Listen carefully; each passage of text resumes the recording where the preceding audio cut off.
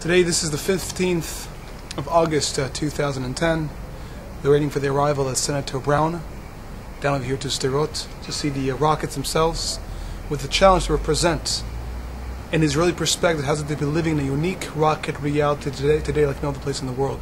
Hey, Scott. Nice to meet you. And this is our third ceasefire from Hamas and Israel in the past 3 years. You ask anybody, even here in Israel, how many rockets do you think have been fired from Gaza toward Israel since the end of the Gaza war? The accurate number is 396 rockets.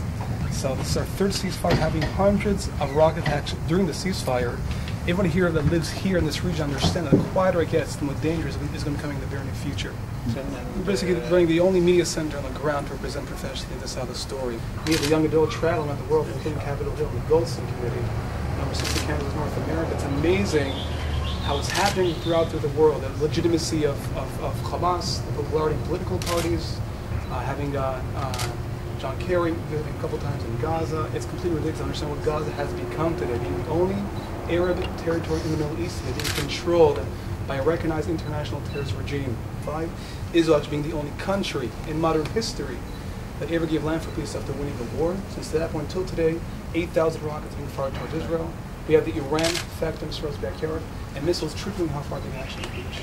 The last person that was killed by rockets was over 3 months ago, a Thai worker, and who took responsibility? Al-Qaeda. So we're talking about almost any single terrorist regime you can think of is right now in Gaza, 1 kilometer away from our own borders.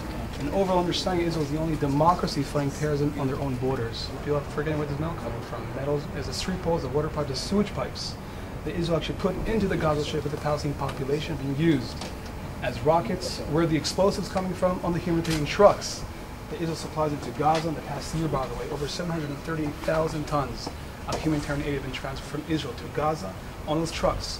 You have the fertilizer, the sugar, putting this together into a chemical. These are used as the explosive of the Qassam rockets. So you explain to people around the world that fighting today terrorism is always among civilian populations.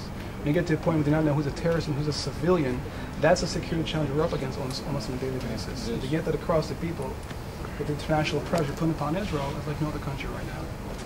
It's something that's very serious, and one of the reasons I'm here is because I wanted to learn, obviously, and understand better so I can convey that message a little bit more succinctly.